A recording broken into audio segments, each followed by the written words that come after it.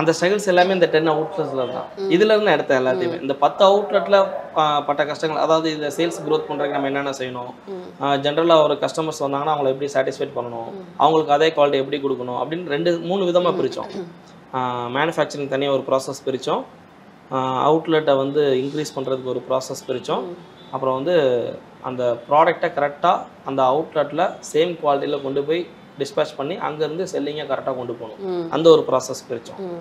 So இதில் வந்து இன்னொரு விஷயம், இதில் நான் ஜென்ரலாக நிறையா ட்ராவல் பண்ணுறதுனால நிறைய விஷயங்கள் நான் இடத்துல பார்த்து கற்றுக்கிட்டது வந்து, ஒரு விஷயம் வந்து ஒரு நிறுவனம் வளரணும்னா நம்ம மட்டும் டெவலப் ஆகக்கூடாது, நம்மளை சுற்றி உள்ளவங்கள டெவலப் பண்ணணும். இது அப்பா சொல்லி கொடுத்தது, அதான் அங்கே அப்ளை பண்ணேன்.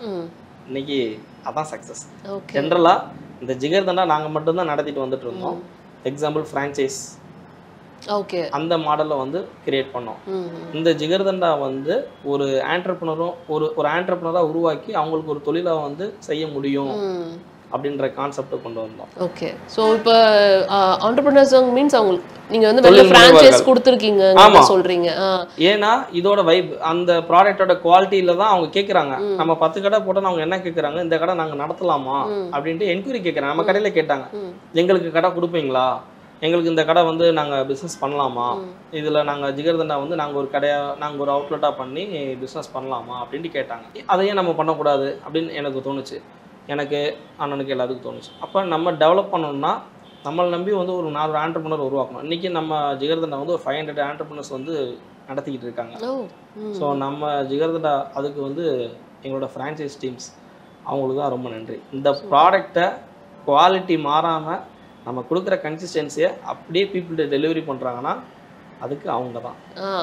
உங்களுக்கு அந்த இடத்துல தயக்கமே எதுவுமே இல்லையா? ஏன்னா நம்மளுடைய சக்ஸஸே வந்து குவாலிட்டி ஆஃப் ஜிகர்தண்டா, அந்த டேஸ்ட்டு தான்.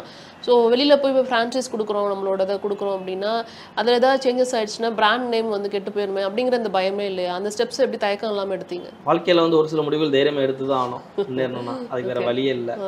ஸோ எல்லாமே நம்மளால் பண்ண முடியாது. ஒரு குறிப்பிட்ட எல்லா வரையும் தான் நம்மளால் வந்து கொண்டு போக முடியும். அதை வந்து வேர்ல்டு வைடாக கொண்டு போகணுன்னா எல்லார்கிட்டையும் அந்த ப்ராடக்டை கொடுத்து தான் செல் பண்ண முடியும். ஸோ நம்மளை நம்பி ஒருத்தவங்க வந்து ஒரு ஃப்ரான்ச்சைஸ் எடுக்கிறாங்க, அவங்கள சக்ஸஸ்ஃபுல்லாக கொண்டு போகிறோம்னா அவங்களுக்கு தேவையான விஷயங்கள் பண்ணோம். அந்த ப்ராடக்டை எப்படி செல் பண்ணணுன்றதை சொல்லி கொடுத்தோம். இதுக்கு தேவையான அந்த எல்லா ஸ்டெப் ப்ரொசீஜர்ஸ் எல்லாமே கிரியேட் பண்ணோம். அந்த ப்ரொசீஜர்ஸ் படி தான் இன்ன வரையும் போயிட்டுருக்கு.